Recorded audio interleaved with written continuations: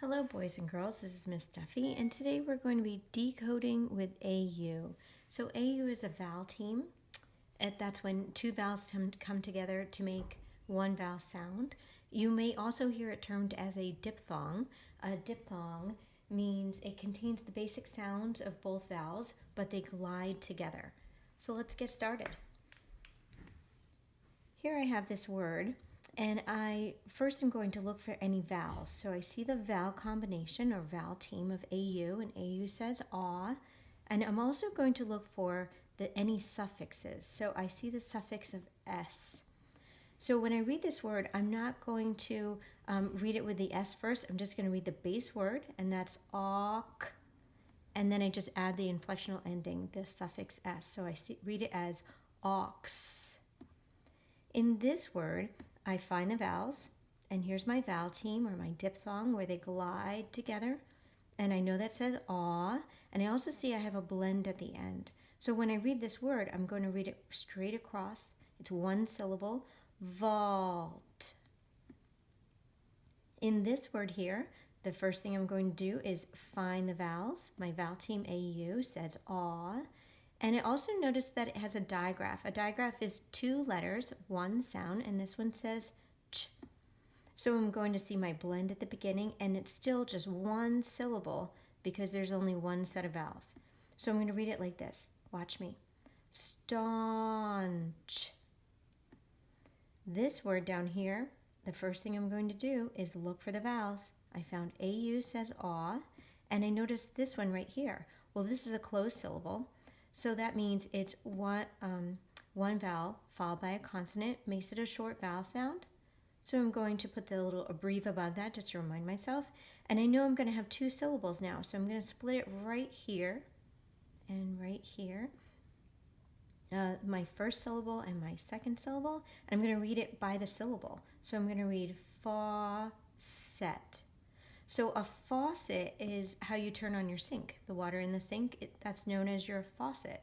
And I'm also going to remember right here that the E will influence the C, because we know that C that has an E after it or an I after it, like as in scent or city, is going to be a soft C. It sounds like S, like that. Okay? So mom might say, please wash your hands, turn on the faucet and wash your hands, right?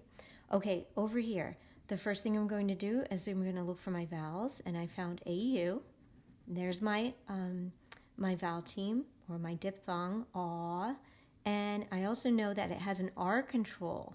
So that means I'm going to have a two-syllable word, and I can read it by the syllable. So I'm going to read it across, watch me. Dauber. A dauber is what you might use at a bingo game. It's a little ink stick, and you can just dab and make a dot on your bingo card. Okay, so here's a bigger word. Now we've had one syllable words, we've had two syllable words. Look at this one. The first thing I do is I'm going to look for my vowels, and I'm going to see if I have any inflectional endings. So I do. I have a suffix right here. It's ed. And I always think, what is the suffix going to do for my word? This one, ed, we know it's going to make it past tense. So it's something that's already happened before. So now that I've found my vowels, I can start splitting them up into syllables like I did here for faucet. So I like it when there's two consonants together. I like to try and split it there. And I can split it here, and then this will be my inflectional ending. So remember, you just want to read the base word and then add the ending on. So watch me do it. Applauded. Applauded. So here's my closed syllable. It was one vowel followed by a consonant, made it a short vowel sound. Then I had my vowel team right here. I can squeeze in vowel team, VT. And then this was my inflectional ending. If I didn't have that on there, I could still read the word applaud. So let's go down to this one. The first thing I'm going to do is look for my vowels. So here I found them. And here's one, and I recognize this as a suffix ing. So I'm going to just box that off, and I'm going to remember that I can just read my base word, and then I can add that on the ending. So I have a blend, and I'm going to read it across. Watch me. Flaunt. And when I read the whole word, I'm going to say flaunting. So if someone's flaunting, it has a negative connotation, that more like a bad feeling about it. If someone has a toy, something new, and they're flaunting it, they're showing it off or they're bragging. So that's that negative connotation that's associated with the word flaunting. So today we were decoding AU, which is a vowel team, 2 letters that come together to make a sound. It's also known as a diphthong because they glide together. They contain elements of both of the sounds, but they're going to glide together, and it says aw.